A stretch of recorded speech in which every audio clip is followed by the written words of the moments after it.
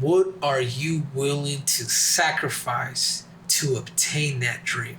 Or sacrifice, or I remember one time you even brought it up too, Derek, you said investment, which really hit home because it's almost a privilege for you to invest in your dream, but you're going to go through the sacrifice. You're going to go through the struggle. I like that word investment. A lot of people, I hear them say sacrifice. Well, I didn't make sacrifices to make a bigger future.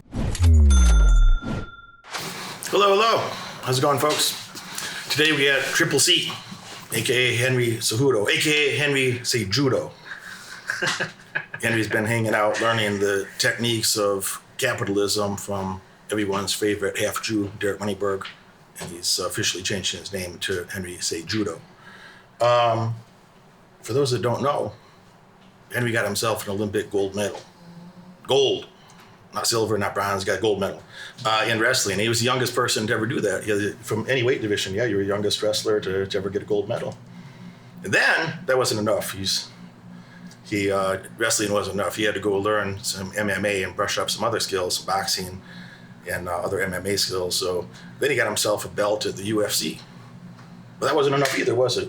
A gold medal and one belt. Then he got a second belt. So there's only 4 people that ever are two division champions at UFC. They had 2 belts at the same time. So that's Mr. Henry here, Daniel Cormier, Conor McGregor, and the Brazilian girl, so bad. What's her name? Amanda Nunes. So anyway, but nobody, tell me if I'm wrong here, is there anybody that got 2 belts and a gold medal? I'm in the mound of my own, Derek. The first and only. Only one. And he's here with us today. So what are your thoughts about, this is a course about entrepreneurship. And right now we're at about a third of the way through. They're working on, the people that are here, they're not losers. They're doing good. They're already doing good. They want to do better. And as a person that, you were doing fantastic, but that still wasn't enough. You wanted to be the best. You got your eyes on a third belt. You've been talking shit all over the internet. That's part of being an entrepreneur, right there. Yeah, and you're serious about money too. You're a serious business person as well. So what keeps you moving? How are you thinking about this that are, different from somebody that wants to do good? What's the difference between the goods and the greats? The details, the consistency, the commitment, the vulnerability, the humbleness, the confidence. It's a mixture of a lot of things, and it's like I tell people all the time. It's like success it's not complicated. It's complex, and you have to understand the complexity of all these different dynamics that happen with success. And what's made me successful has been finding the right engineers, the right tools to take me to the goal, to the plan that I have. So it's been years in the making. Something unique about my story, Derek, is I was, what makes my story unique is the simple fact that I was a trendsetter. Before I went to college, I was 2 years out of college. I won the Olympics. I was told no by the naysayers. I was told, you're wasting your time. X, Y, and Z, you're not going to do it. I mean, it is a lofty goal, though, to forego college from every college scholarship in the country, all the way from Harvard to Arizona State, and everywhere in between there, just, number 1 draft pick and everything for high school. And I chose the dream. I chose the dream because the dream was special. And what is the dream? The dream is your imagination. The dream is the goodness of your mind. The dream is something you're willing to sacrifice, willing to suffer for to obtain. Like, that's the dream. But you have to pay the price, and I paid that price for 4 years. Moving out to Olympic Training Center at such a young age. Not having any friends. Eating lunch with the principals, with the teachers, couldn't relate to nobody. My restroom was maybe about 50 feet from my actual room. The cafeteria was probably about 20 some feet from my room. Like, it was, talking about full on commitment. So I tell people all the time, it's like, you're never loyal you're never loyal to anybody in a sense where if you are trying to get somewhere, what you're really loyal to is you're loyal to your dream.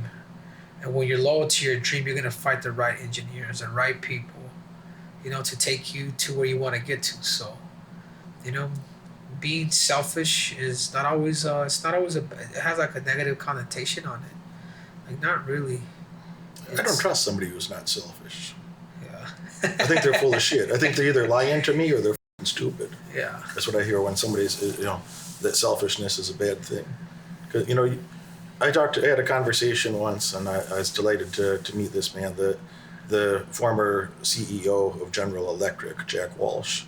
And Jack Walsh was, he's one of the most respected CEOs ever. He's had a PhD in engineering, but he was running the biggest company in the world at that time.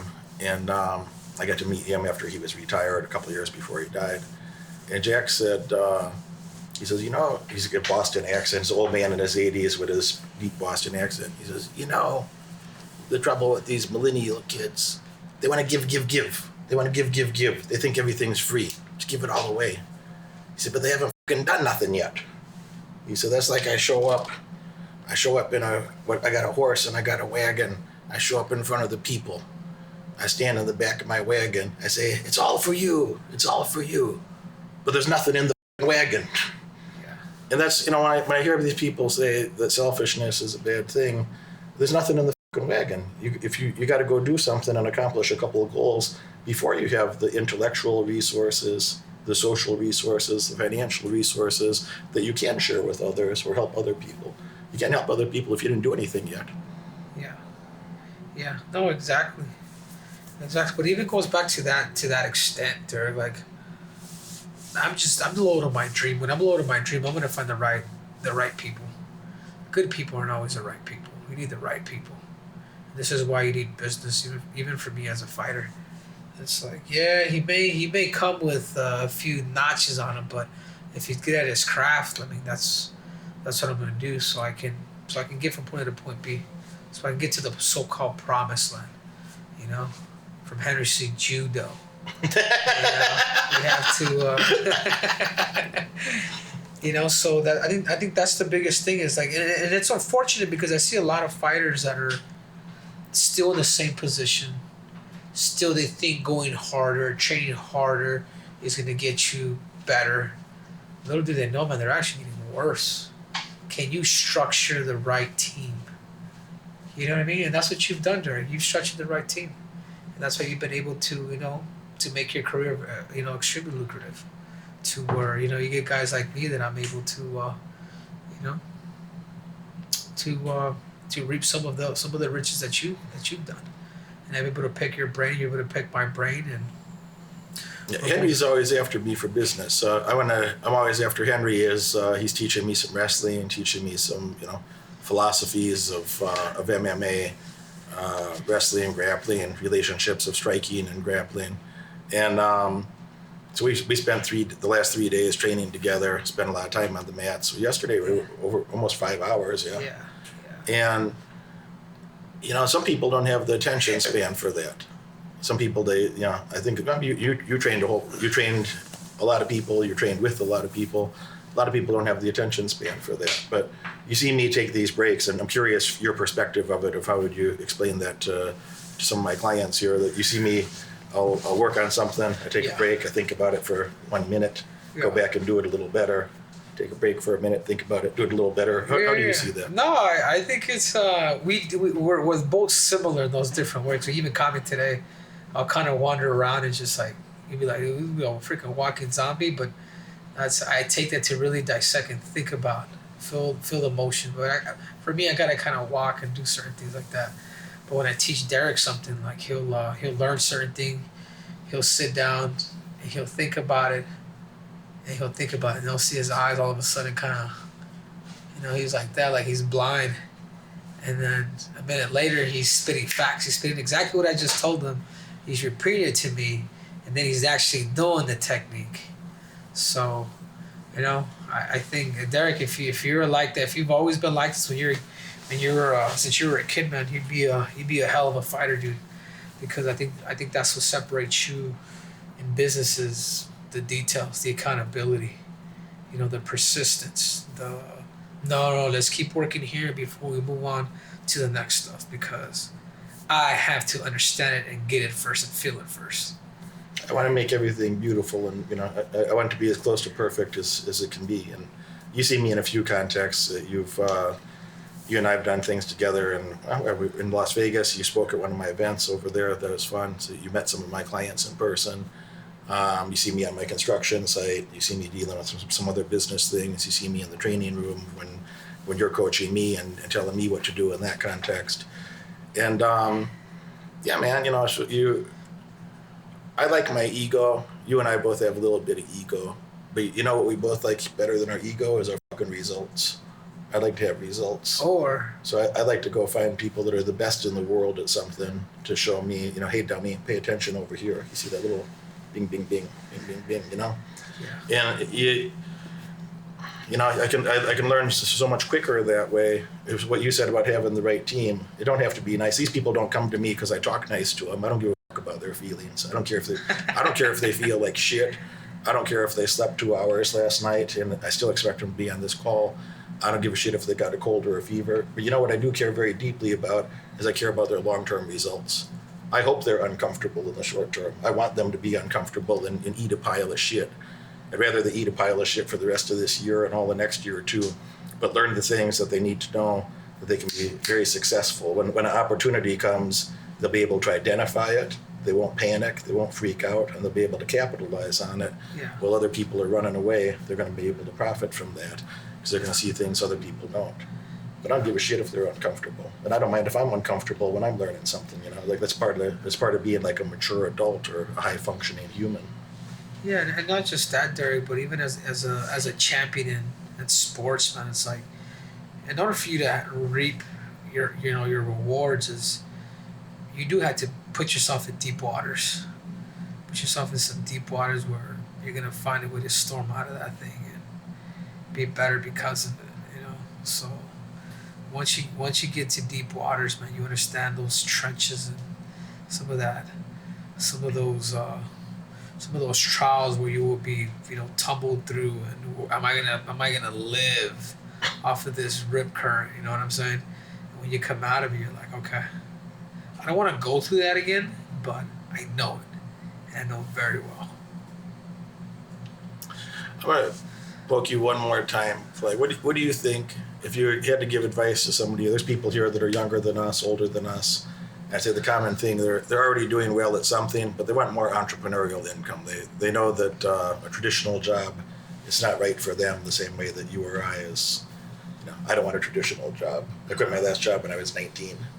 I don't think you're going to get a job anywhere. So No, but what would you say to them, the difference between somebody who's good, somebody who's very good, but the real greats? What separates them, that those mindsets or behaviors? well, first of all, that number one is the courage. We've been domesticated. We've been domesticated to go to school again, and then go to school some more. Which I get it. School, to learn is cool, but to be an entrepreneur, that takes guts. What are you willing to? What are you willing to give to get? Are you just going to be a robot and do X, Y, and Z and do the things that you want that somebody else is telling you, or do you want to find something to grow it, to manifest it? Yeah, you're gonna go through the trials, but guess what, man? If you don't eat, you don't eat. Or if you eat a pile of shit in the time being, lead up to $100 million business, and that's what it is. But you will never accomplish victory without sacrifice. So the three things that I call a dream, sacrifice, victory. Everything starts off with a dream. Everything starts off with a dream. What is your dream? Your dream is your vision. Your dream is your imagination. Your dream is the goodness of your mind.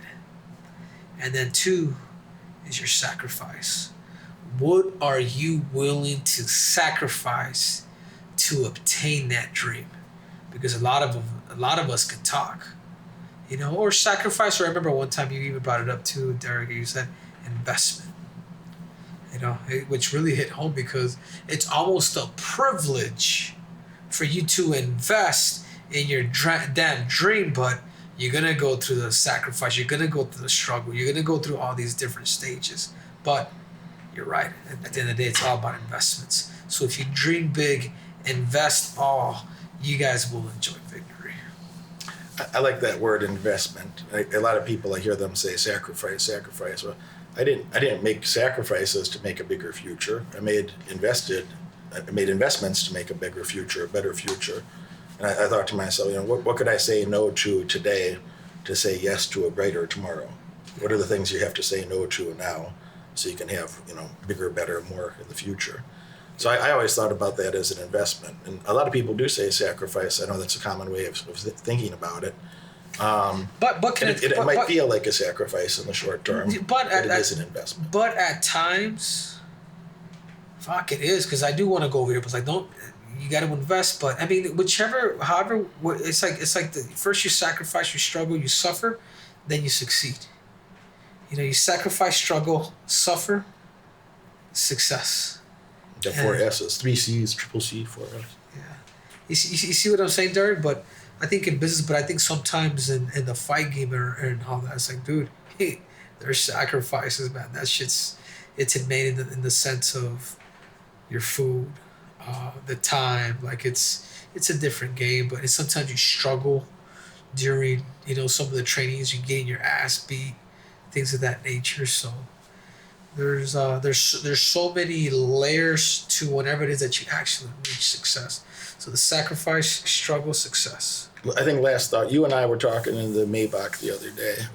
I picked you up from the airport a few days ago. Nice, by the way. There's some leg room in there, huh? A little room for our toes. I picked having you up in the Maybach. We were having a chat on the way over here, and some people can't tolerate the social pressure. I think in business, and especially in a new business, there's kind of 3 phases. If you are to become successful, first you're going to be ignored. Nobody knows who you are. You're just a nobody. Yeah. Nobody knows who you are. Nobody knows anything about your business, and you're just being ignored. And if you happen to get past that, most people just give up there. Most people never started. So A, most people never started. B, most people would give up there because they're not getting the traction that they would want to have. And then, next, if you're fortunate enough to not give up then like a bitch, then next you get to be made fun of. You're going to go through a stage where there's all that doubt that you have people, you can't do it. Who do you think you are? Those type of things. So about the time you start getting made fun of, you actually think things are getting worse, when in fact they're getting better, because at least the world's paying attention to you a bit now. At least now there's some awareness that you exist. So I'm just talking about brand building, If you can get to, there's another point later on that I think you and I have certainly done that in our lives, that the success is so undeniable, the results are so clearly there that nobody's laughing anymore, or nobody serious is laughing. There'll be some hater that that doesn't know any better and truly hates himself, but there'll be some hater that maybe says something, but you'll become a household name over time that other people know, like, oh, that's the guy you go to for this, or oh, that's the guy that does that one thing. He's been very successful at that thing. So I came up with the name Moneyberg as a business name. My last name is Bushkovsky, and that's hard to pronounce and even harder to spell. It's a terrible last name. It's a terrible marketing name. Buczkowski. Who the fuck can spell that? I couldn't spell it, so I still can't pronounce it right. I thought, this is a terrible name for marketing. So we need a different business name, and I thought Moneyberg encapsulates exactly. It's the place for money. It has some other cultural connotations that, etc. But when people see that, they're like, I'm supposed to pay this Moneyberg guy how much money, for his help. And there's a period of time where that's, people would talk shit about that. I sued a couple of them, by the way, because they said things that weren't true. So they're paying a very heavy price for that. But in any case, in less than 3 years, we took that. I took that from day one, 0 revenue, and in less than 3 years, in about 32 months, we got that from 0 revenue. And we got $1 million plaque over there, $1 million plaque over there, $10 million plaque right over there. And I just got a $25 million plaque. 32 months. This is from ClickFunnels. These are very coveted amongst internet marketers. So in 32 months, we went from 0 revenue to 25 million. And you mentioned the number earlier, $100 million. And that's exactly the number I had in my head. I thought, well, if I couldn't make at least 100 million, I'm not starting a business that I can't make at least 100 million. Because, I want to make a few $100 million, or what the fuck are you doing, You're in America, you got the best opportunities in the whole world. And I collected some of those college degrees too, that you said, go to college. Well, I got 3 college degrees, a couple of them are over there. But the things that matter is, what are you doing with that education? So a lot of most people here went to college, most of them. And that's good. You got an education, or hopefully you studied something that was useful, pragmatically useful, but you got to go do something with it.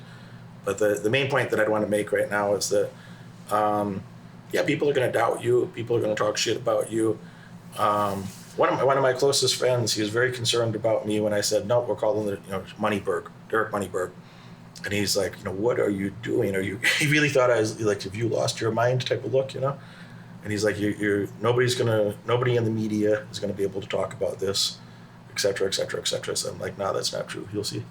And then, later on, I'm in, Entrepreneur. I'm back in Entrepreneur Magazine, Forbes, Bloomberg, all the television stations, et cetera. Yeah. And it became a normalized thing. So and Playboy, I know you would imagine that a guy that looks like me has been in Playboy, but I have, you're right.